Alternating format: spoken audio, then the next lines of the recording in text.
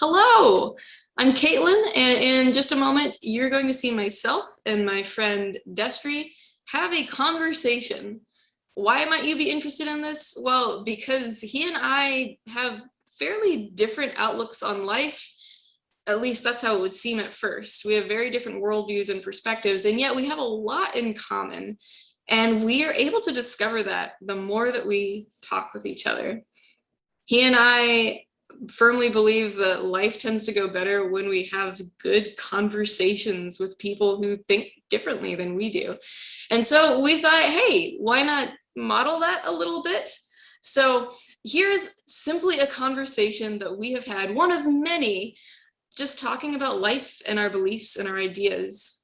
This video that you're about to see has not been edited, with the slight exception of some little video editing, making it a little quieter in places where it gets too loud and a little louder in places where it's too quiet. But besides that, unedited, here's our thoughts and our conversation. May we all start talking more with each other and understand each other a little bit better. Enjoy. All right, we are talking and the input is coming through, so that's great. Okay. And I'm going to put this, well, actually, Down to, oh no. I'm gonna make sure that I can see. All right, that's good. Okay, cool. And we'll go like that, so it's not super distracting. Excellent. We can just enjoy talking with each other. Being here now. Being here, being with present. Katelyn and Destry. Caitlin and Destry being here together. Bye everyone. Okay. So yes, this is you were gonna say. Yes, oh, yeah. This is my friend Destry. Destry, a couple of weeks ago. Don't forget what you were gonna say. Yes, in fact, I'm going to say it right now. Oh, perfect. Okay. You're on the money. All right. A couple of weeks ago, I was talking about worldview in one of my sermons at church. And I said, hey, after I texted you a few days before to make sure this was cool. But I said, hey, I'm going to see about having a conversation with a friend of mine who holds a different worldview than I have. And we're just going to talk and see what it looks like for people of differing views to be able to have conversation together. And in saying that and presenting that to everyone, I asked, what should we talk about? To get kind of a prompt so that this wasn't staged, but we had. Oh, I was just gonna say that how much I feel certain that this is gonna be totally representative of our typical conversations. Honestly, like I know that sounds like a joke, but like seriously, like I don't know what else to do. I'm just talking with you. We've done this before. Yeah, so, we've even recorded this before, so exactly. We're kind of used to this. Yeah, so Destry and I, we've known each other for almost a full year now. And we've had a number of just like, we always started have conversations. Yeah. Yeah, we started at a Starbucks talking for a couple of hours. Right? Yeah, exactly. Yeah, and so this, I envision this to be much like our regular conversations, except we have a little camera there, and well, but it's not staged in the sense that you have some questions I've never even thought to talk about before, right? The only thing that I have for us, which I have not said to you yet, is that the response that I got from my congregation was they would like us to talk about Jesus. Okay. So we've kind of totally unqualified. Honestly, I am too. So, so we've touched on Jesus before. I feel like we've had little. And I have some misleadingly forward opinions about things that I think I know or whatever. I mean, I'm a collector of factoids, so my factoids about Jesus are like actually very few, but I can maybe sound like I think I know what I'm talking about, but especially from an Adventist point of view, I admit I do not. Well, and I think that's kind of the point though. That's good because we're not here to declare what the Adventist perspective is. We're here to talk about we're going to see what it looks like for people of differing perspectives to talk about something. Nice. So perfect. So I guess I'll ask at this point in time. I love how moments after saying I'm going to be just completely authentic and natural, I'm being as staged as I feel like I've ever been. No, I'm super excited because it's like it feels authentically staged. So it doesn't feel staged. That doesn't even feel like the right word, but I feel myself almost as if we're on a date, paying a lot more attention to how I sound than I might normally do. Gotcha. Yeah. So feeling still a little self-conscious, maybe? Yeah, I'm feeling particularly self-aware, and I'm feeling it coming from a really healthy pressure of like, I don't know, I feel like it's a really cathartic type of performance because I've been, toying with starting podcasts and, I love talking to people, and I've had a million conversations with people that were frankly just arguments, and I really had no interest in the person. It's the opposite of the way we do. And that's what's always been really interesting about our conversations is that they have doggedly persisted in being dialogues no matter how disagreementy they get. Whereas other conversations, I'm like, I shouldn't. People have told me, I'm like, I know better. This is an absolute waste of time. I'm hurting me and I'm probably hurting them. If this was being recorded so that I could be talking to others while looking at this person that I'm arguing with, that could be fine. That could be one thing. But in private, a lot of conversations are a total waste of time because everyone's just trying to affirm them. Dissolves into an argument no matter what. Well, I like what you said though, that there's definitely a different feel in our conversations where I think it is, like you said, more oriented on relationship. Yeah, we've got that priority straight. Yeah, exactly. We happen to agree on that, and I think that's just about all that people need to agree on to have a good relationship. Yeah, and to say like no matter what you may think, no matter what I may think, at the end of the day, I'm your friend, you're my friend, and we're gonna stick with that. Yeah.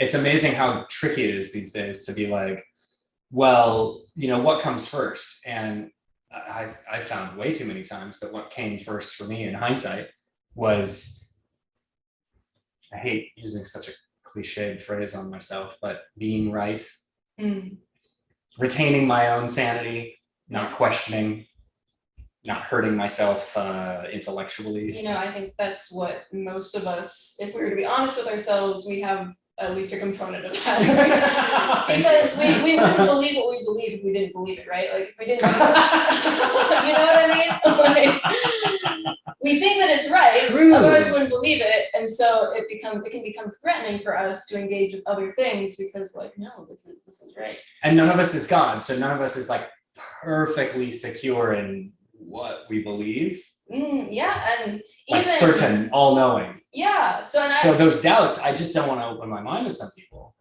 Yeah. And dialogue inevitably, that's the point. Yeah. Actually opening up possibility. Right. Yeah. If you don't have the comfortability to say maybe there's more, then you can't get anywhere in a conversation, can you? Not really. I've learned quite painfully. But So this far in, talking about worldview. Talking about talking. Cheese and crackers. I'll ask you first, how would you describe your worldview perspective? If you were to say, this is my worldview, what would it be? Wow. Animistic, like, I try and make the world my view. I'm learning. The world is my teacher, particularly the natural world, which is a meaningless phrase as far as I'm concerned, because it's all the natural world. Like if there is a god or gods, then they're just part of the natural world, like part and parcel, I am God kind of thing. Oneness, one thing, not an undifferentiated thing, but no true separateness. I don't really see any true separateness anymore. It doesn't make sense to me anymore. Between different people, different objects. Yeah, ever since quantum mechanics came out in the 30s, there's been no coherent notion of a material object in philosophy or the sciences. The sciences just go on. They just go on. Philosophy has been in a pickle ever since, because the philosophers can't deny. They're like, we don't know what an object is anymore. We don't know what material is anymore. We don't know what matter is anymore. Apparently, it's just energy. Okay. Yay, science. Yay, science. So my worldview is very much around, I hope that hinted at it. nature. I don't know. Okay. Yeah. Makes sense. I'm an organism. You're an organism. I think that might be the best gist of my worldview. Okay. I'm an organism. Okay. Excellent. And I'm an organism then. Totally. Okay. Yeah. Cool. But not necessarily just an organism. I think we are sacred organisms among a planet full of sacred organisms with a mystical, mysterious life process that almost might be one big organism. In some ways it acts. You know, each forest, each biome kind of acts like an organism. Anyway, sorry, that's my worldview. Super. And we've already been 10 minutes. We've already been 10 minutes. This is a great conversation. We were trying to go 10 to 15 for y'all. So we haven't even touched on Jesus yet. We should. That's fine. Just for clarity's sake, I would say for my worldview, I would identify with the Judeo-Christian perspective, a biblical worldview. Most specifically, I tend to align best with the denomination that we call Seventh-day Adventist, of which I am a pastor. So. And which makes that phrasing very interesting. I like that. Well, a component of Seventh-day Adventism, if you were to Google our beliefs, you would find a PDF of 28 different things called the fundamental beliefs, 28 fundamental beliefs. But it all starts with a preface that says we acknowledge that we're human and there might be better clarity and a better understanding of truth besides what we have here. And so there may be more that we like. This is not an infallible set. There may be more that we come to understand later. This is one of my favorite religious beliefs ever, by the way. Just honestly, I've never even heard of such a thing. Yeah. I mean, if the Buddhists would say that shit, Jesus. Speaking of Jesus. Yeah, let's get into it. Let me cancel this timer. We had 4 minutes, but as long as we're talking about JC, we should be keeping some interest. Yeah, we should be doing all right. Cancel timer. So, okay. Let's go with this. So what do you want to know? So I guess the first thing I'm curious about is when you hear the name Jesus, when you hear the word Jesus, what comes to your mind? First of all, that was an interesting pronunciation. Jesus. That's a special one. It kind of feels very in situ. Kind of like when my friends who sell kratom, they say kratom, and like, or you know, people are like, I totally believe in Dhamma. I like to study Kali Yuan. What's funny is in our church, Seventh-day Adventism, there's this kind of running joke that you'll find people who were like raised in the church will say Adventist, and people who are not Adventist. like, yes, exactly. Adventist. Yeah. So they're Adventists. Adventists. So if you Seventh-day Adventist. So if you were to meet a bunch of other SDAs and you said, "Oh, Seventh-day Adventist," they're like, "Oh, brother." I'm gonna remember that and get it wrong so many times. I gotta remember the exact opposite. Yeah. No. Okay. Seventh-day Adventist. Seventh-day Adventist.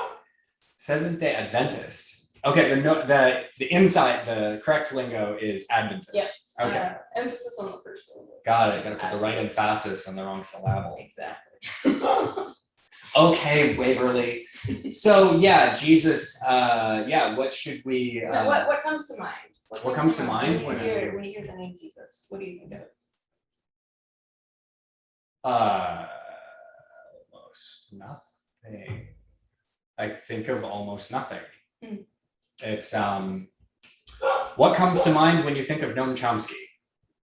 Well, right now I think Destry, because I know he's one of your favorite people. If you weren't sitting right here, I don't know if that would be. I know a lot of people. Prior to. If you were one of the only people I knew whose favorite person was Jesus, I'd like to think that if I heard Jesus, I would just picture Katelyn. That's an interesting thought, actually. There's an interesting scriptural concept to that. Really? Yeah, the idea of for disciples of Christ, people who follow Christ, to be imitators of him, so that I love that's actually my favorite one. Yeah. Whereas theoretically, the ideal would be like the inverse of that, where you think of Katelyn, oh, that makes you think of Jesus. But if you think of Jesus, Katelyn, yeah. Interesting. Oh, got it. Duh. Yeah. I like the concept of Christ-likeness. I find that very interesting. I've never heard anything that I really didn't like as Christ-like. What do you mean by Christ-like? Christ-likeness, I mean, when I've sort of heard what it meant, I was like, or read or whatever, just it's nice because it's not, for one thing, I've never heard Christ-likeness delineated with like 28 points or whatever. It's always just this vibe. It's implied or hinted at. It's presumed and talked about, and I like that part of it. And I think that everything that's ever come across to me about it seems great, like sort of practicing what you preach, and like like love thy neighbor seems to have a beautiful core to it. And it's kind of like love thy enemy. It's like you kind of see no enemies, see no enemies, see no enemies, have no enemies. Yeah, I totally get it. In fact, technically, I think that's Machiavellian. I think Machiavelli was the first person to scientifically articulate the idea that if you use your enemies even more effectively and keep them even closer as actually technical allies and sometimes pawns in your schema of surviving this Machiavellian world, you're effectively having no enemies. You're understanding whose purposes are at cross purposes with yours, but I think you need to do that to an extent even in a marriage. In a healthy marriage, you have a clear idea when you're at cross purposes, and you recognize when compromises need to be made. Turn the other cheek, that seems to connect along the same lines. Yeah, along the same lines. I don't know that I think you should always turn the other cheek, but I don't know that any Christian thinks so either. I've met some extreme Jesus freaks who are like, yes, if you started attacking my wife right now, I would literally not intervene. Interesting. How do you feel about that? That level feels a little culty to me. Yeah.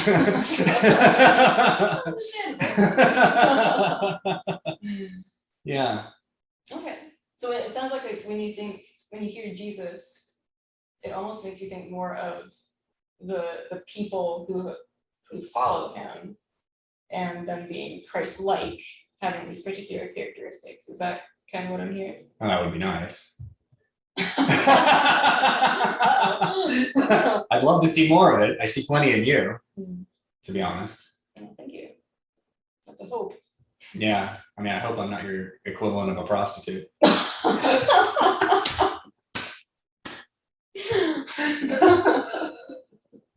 So many. Ooh, turn those tables. But you bring up I'm so distracted. Unsavory trains of jokes aside, Yeah.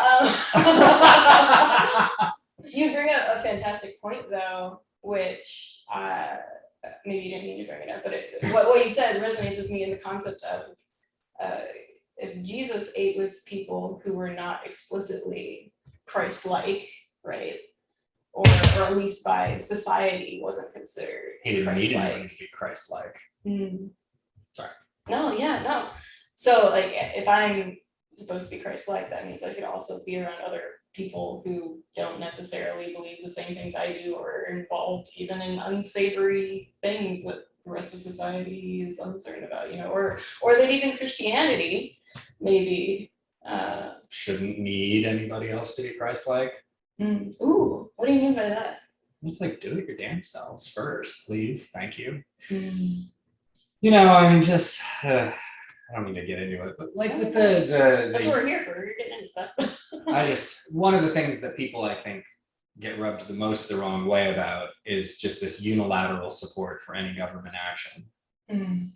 With the Jehovah's Witnesses unique in a corner and everyone else just kind of going, yay, patriotism, but like, I think in general, what I wonder is if, like, so to take you guys as another example, I learned from that philosopher Daniel Quinn that I'm obsessed with, who I can't believe his name I'm plugging, but I don't know, whatever. He said that there is a difference between belief and people in your world. Mm. He said, to him, a belief is kind of inherently absurd. I'm sort of paraphrasing at this point, but his little question was, do you believe in supermodels? Mm. Perfectly illustrates the point. My big epiphany one day was realizing that I sort of believe in Tom Cruise. And then I reread this book another time and I understood better. And it was, I don't believe in Tom Cruise. I people my world with Tom Cruise. To him, it seems absurd to assert a belief in a God we can't prove exists. It seems equally absurd to assert a disbelief in a God we can't prove doesn't exist. Mm-hmm.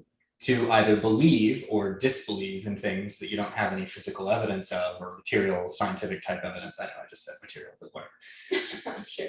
That kind of brain is kind of technically absurd. It's scientifically absurd to assert a disbelief in something, other than say faster than light travel.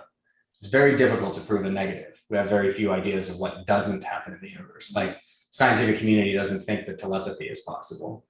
But I think they're just got their heads up their nether regions because there's no evidence against telepathy. I don't even know what such evidence would look like. Mm-hmm. That presumes that we've measured every possible kind of wave or connective thing that could happen. And that's total arrogance and insanity because by definition, you don't know what you haven't measured. Mm-hmm. And so you'll never know if telepathy is happening there. Yeah, from a scientific method, there should always be things that we don't know because we can't measure everything. Exactly. In fact, I think a really smart scientist always ends up a mysterium of sorts. They say, okay, clearly humans as biological products are animals. And as animals, I can't be certain that my vision isn't just as limited as a chimpanzee's is. Mm. If there's any such thing as an advanced alien, to my mind, the only thing that makes it an advanced alien, you wouldn't have the concept if you didn't believe that it was advanced in the sense that it can understand things that you can't. Mm. It wouldn't make sense to be a Christian if you didn't believe that God could understand things that you can't. Yeah. In fact, I've only found Christians understand the, to me, very scientific conclusion that the minds of men are limited. Mm. So I love talking to you guys about that. I find that humility in you. And I also find that my anthropological opinion is that you and Ben don't believe in God. Oh, interesting. The way I see it, you people your world with God the way I people my world with supermodels and Tom Cruise. I don't believe in Tom Cruise, and I would never bother to engage in an argument with someone who disbelieves in him. I just know he's there. He's part of my world. There are supermodels. We've been making them since whenever, the 80s or something. I people my world increasingly with a little sense of telepathic connection with others because I don't know, it feels right. Yeah. And I don't know that it's true or not true, and it's an independent question. And I don't see you guys fretting over the existence of God. I see you guys behaving as if God is there and just simply is. It's an is for you too. So, and I meet a lot of people that try and, I've had a lot of conversations with Christians over the years, and they try and convince me that there's God. Mm. They clearly believe in God. Mm-hmm. And sometimes looking back, I don't get the feeling that they people their world with their God, because once you do that, the rest is interesting. It doesn't matter what anybody else thinks. Interesting. Yeah, what you're describing as like people in your world makes me think of there's this verse in the book of Hebrews that says it's like a definition of faith. It says that faith is the assurance of things hoped for, which is like sounds like a paradox because hope and assurance seem like they wouldn't necessarily be compatible. But faith is taking something which is what you long to be true, but having just a certainty like, well, that's just the way it is. There just is God. He's in my world. I don't have to, as you're saying, I don't have to believe in him because you don't assert a belief in God. Right. He just is. It's just not the vibe I get. Yeah. I don't need to do that for God to be in existence. He's just already here. Yeah. Yeah. I partly get that vibe from a lot of negative evidence. I don't sense defensiveness about the existence of God. Mm-hmm. So I think you're a very appropriate pastor. Thank you. You're like a Catholic pastor at the 15th degree out of 30 of losing faith, you know, where you're kind of up there reciting and not necessarily so sure yourself anymore in deep private secret or something, you know. I mean, there's a lot of atheist pastors. There's a lot of atheist clergy persons. Yeah, there are. And that's a very sad road to walk, I think, to be leading. I couldn't live with the dissonance. Yeah. That's my weakness, not theirs. Yeah. I couldn't do it. But yeah, you know, we've all got to walk a little bit of a line. Nobody gets to live in a perfect idyllic universe. But yeah, I think that you were saying that, so I think that trying to convince others, you know, I'm realizing actually that the evangelistic thing, the phenomenon within us, is something that no one can figure out for anyone else, I don't think. I've got it as strong as anyone, honestly, about my beliefs, my truths, you know, whatever. And it's just completely up to me, and I think therefore it's completely up to anyone else to find the line or figure out the degree to which, you know, you're maybe trying to convince someone because you're insecure. Because you need to feel like you need to convince yourself. And so if I put all of my effort into convincing others, then maybe along the way, I find myself convinced. I finally watched Captain Fantastic. Oh, what do you think? I hated it so much. Oh, no. I hated it so much. And one of the lessons for me in my intense dislike of almost everything about that movie, one of the few things I can say is that a kind of meta appreciation that it completely unintentionally, I'm almost certain, triggered me and pushed my buttons. And I know the creators might say we meant to do that, but it was such a cartoon caricature of everything I believe in that it did help me. It's like, well, if this is how people are taking me, if this is how people are seeing my belief in Noam Chomsky, then even if that's just them misreading my truth, which it's not completely, I'll be honest, there is a worshipfulness between me and the works of Daniel Quinn in particular, and the works of Noam Chomsky secondarily. But, you know, and I don't know where that line is. I can start to be honest with myself about my emotions, though. And so if I'm arguing with Ben about capitalism or something like that, or American politics abroad or whatever, it's actually probably a very trivial, emotionally intelligent task. It's actually probably an extremely elementary question. Am I coming from a place of love or fear? Yeah. And I think that's a tremendous question from within my faith, just like how, for anything and how I'm doing life, what is my base emotion out of everything that I engage with in the world? Am I reacting or am I engaging, right? Am I being decisive or am I being reactive? And I think fear can have a huge place in our hearts and can be a big leader and determinant in how we engage with our world. And so again, in scripture, there's a passage that talks about God. You might have heard this even, that God is love. There's a verse that straight up says God is love, right? There is? Yes. New Testament. New Testament. Okay. How did I guess that? We can circle back to that. Oh, good. Okay. That's interesting. Yeah. So God is love, and then perfect. God, I know. See, I can't disagree. Yeah. And then I'm a theist. From your, as you were saying at the beginning, as you're describing your perspective on God is one, God is everything, God is acceptance, God is the ground of being, and God is love are all statements I agree with, and I think they all say the same thing. Sorry. No, it's very interesting stuff. So you get to go in so many directions. So it says God is love, and then it says perfect love drives out all fear. And so if I am rooted and established in love, then fear is not going to be my predominant emotion that's guiding all that I do, how I think, how I react. They can't coexist. No. Yeah. So according to scripture, the opposite of love is fear. Opposite of fear is love. Oh, that's where we got that. Yeah. Those unconscious New Agers. Listen to them.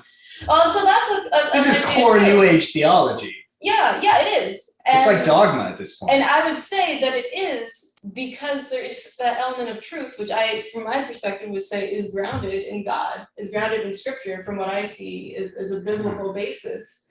And so even in all these... No wonder you're so hung up on this book. What? Made a career out of it. So that's why I believe that even you and I, animist and Christian, can find so much in common, because I believe, and it sounds like you also believe the same thing from like another angle, Totally. is that God is present and has his truths evident in all sorts of places, even in things that you believe. Even if you would say, and you're not saying this, but even if you were to say staunchly, I do not believe in God or Jesus or the Bible, I would still see so much evidence of him in you. Thank you. I appreciate that. Yeah. And I appreciate that you appreciate that. Oh, wow. That's a positive perspective on God. So it all works out.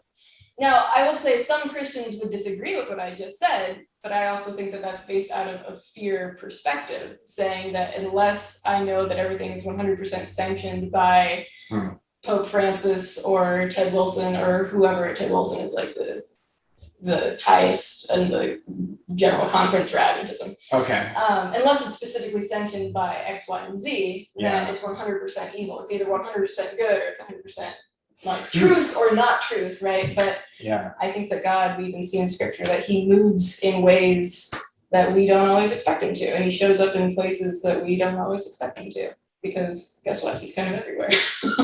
Well, it's weird the sense in which I believe in God. Do you believe that God is truth?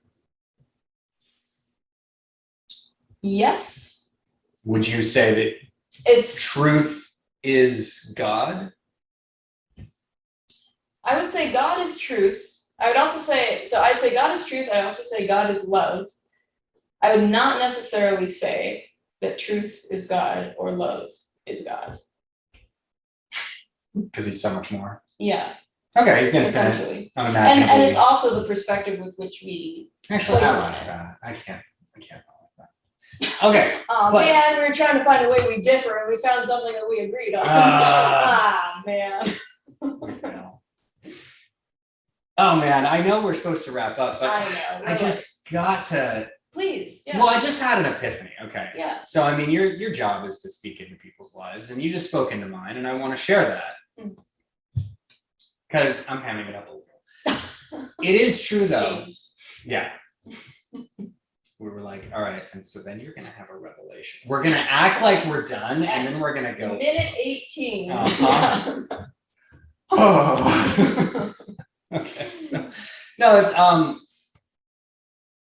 I believe in truth. And wait, that do you believe in truth, or do you populate your world with truth? I people my world with truth. Okay. Truth just is in my world. Has been for a long time.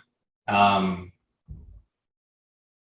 don't know when. I don't know that science did that for me. I think it helped. I like that science believes in truth, that it's predicated on an idea of truth. I don't like the arrogance of science, and I'm very against scientism. I find it very sad that science culture has taken a direction away from a belief in truth, capital T truth. And there's a little connection with like postmodernist thought, which is not itself all bad, but is a little silly in a lot of ways. Anyway, science, in fact, it's ironically scientism the most that's starting to veer off into this neo-constructionalist-ish. Jesus, your people are gonna love this. Okay. So the whole Antifa, super SJW, there is no reality, there is no truth, and they're infecting the sciences with this stuff, and I don't like it. And I'm a super truthist, I'm a super leftist, or at least I always thought I was. I don't know what's even going on anymore. I feel really good to be me more and more, where I'm like, I don't need the labels. I don't need to be right or left, or I don't need to be religious or not, or secular or whatever. But yeah, I believe in truth. I people my world with truth. Truth is true to me. There is truth. There just is truth. I just have faith that there's like some bedrock realities underneath everything, that there is a reality, that every question that is well formulated enough to seem to require an answer either does require an answer and there is an answer, or it wasn't actually as well formulated as we thought. And there's some human problem in there. Human thinking created a false division, and the human mind confused itself, and we used language, and we played a language game. And so we were able to make a statement like the grandfather paradox that sounds true but isn't true, or couldn't be true. Actually, as far as I know, the grandfather paradox is actually a real paradox. So I would say that's a limit of the human mind and not a limit of language. But still, I would not say that it's a limit of the universe. There is an answer. I just know it. Somehow the universe isn't paradoxical. Paradoxes are just when humans get confused. Yes. Yep. That belief makes me have more and more in common with you and less in common with my own secular cohorts who are so into the sciences and so into rationality and objective truth and getting away from all these relativisms of religion and blah, blah, blah. And as they just embrace worse relativisms sometimes, I just can't believe how poignant that felt when I realized it just now. I had never thought of that before. I believe in truth, or I people my world with truth. Yeah.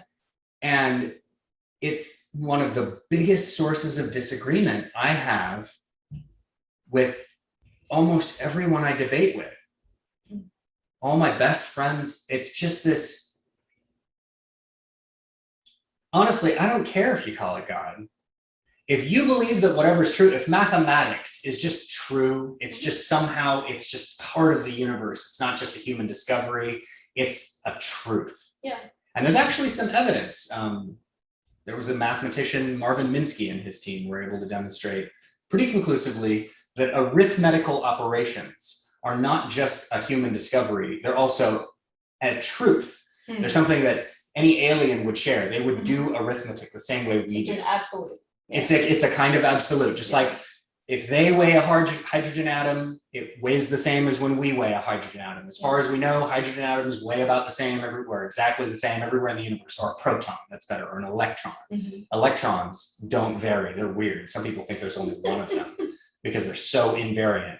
They look like they all weigh exactly the same. So some people are like, the one electron theory. This is a serious physics theory. Interesting. Don't pretend to understand how it's a serious physics theory. Apparently it zips back and forth across time to be everywhere it wants from the human point of view. Way to go, little buddy. All right. Yeah, exactly, right? So if you believe in truth, I believe in truth. If you want to call it God, I can't argue. Yeah. Yeah. So coming back to that name, Jesus, that's one of his I am statements. I am that I am. Yes. So that's along that same line. I am is originally what God the Father, who we find in the Old Testament. It's something that he says. It's a statement of divinity.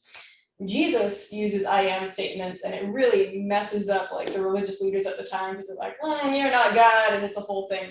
But one of the I am statements that he makes is he says, I am the way, the truth, and the life. And the life. The life, yeah. Not the life. Okay. Yeah, no, you got it right. But I am the truth. And that's what you're saying as well. I love it. The ground of being. Yeah. Whatever is real. Maybe the only thing that's real.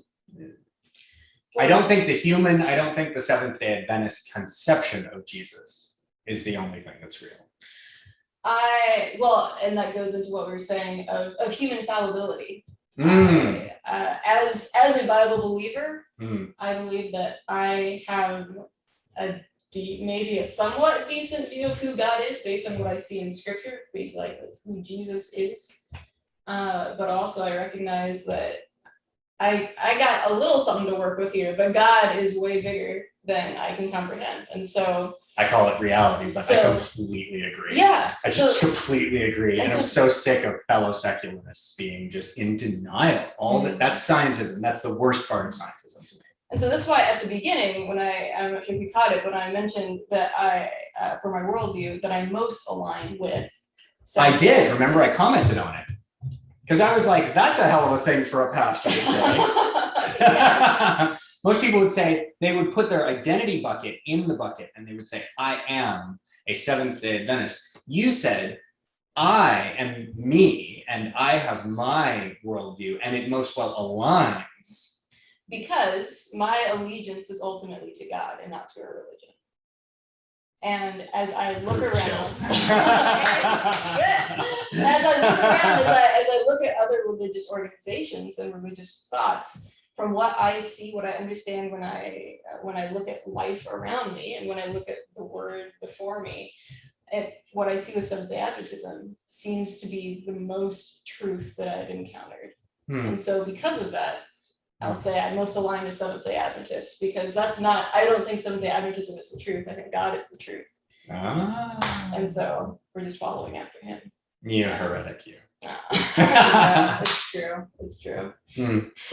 Wow. Okay, this was amazing. Yeah. I'm so glad we did this. 10 minutes was 04. It's 34. We went for 40 minutes. 40 minutes? Oh no. Okay. We went for 40 minutes. So I think that what we'll do is maybe release this large version in some capacity, and then give him like a 10-minute teaser. Yeah, exactly. Well, that's really smart. We'll have a condensed version that we'll have in church, but then we'll have a larger version for folks. How does that sound? That sounds fantastic to me, especially if I can get a copy to share with my friends. Oh yeah, totally. This has been it's always a good conversation, Destry. I love it, and I love that we can identify that we are different, but recognize that we are also so much more similar than we're different, and appreciate one another.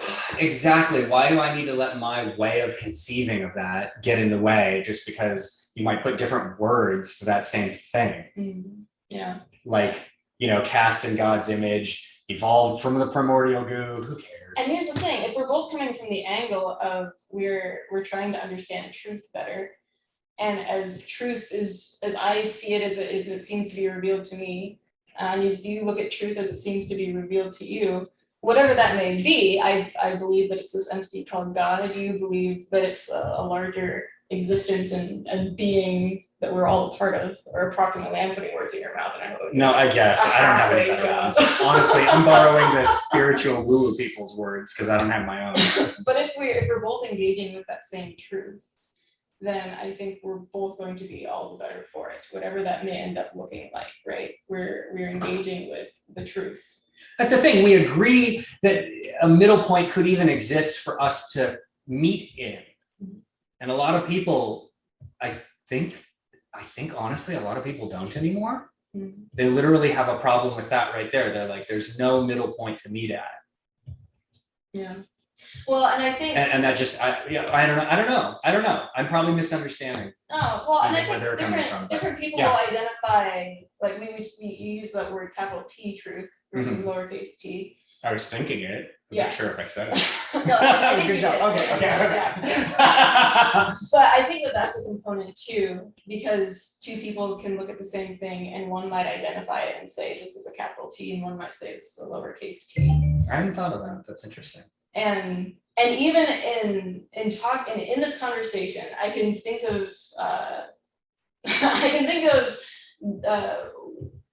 arguments in the back of my mind from what I've heard from others within the Christian faith that would be like freaking out to say, you're finding common ground with an animist? Like, no. And saying that God is separate. He can't be. And it all comes back to what we're talking about, coming out of a place of fear. And the God that I believe in is big enough to reveal his truth to people who call it another name. Yeah. So I'm sure you joked about me being a heretic. I'm sure that people watching this, there's bound to be at least a few people who think I'm a heretic, and I'm gonna have to do some defense on this. But you know what I hope? Yeah. I hope that it ends up being conversations like this where we can just sit down and hear each other instead of doing the dig in and just say, hey, what are you thinking? What do you think of this? Wouldn't it be great if we all did that? Oh my God. Yes. Curiosity.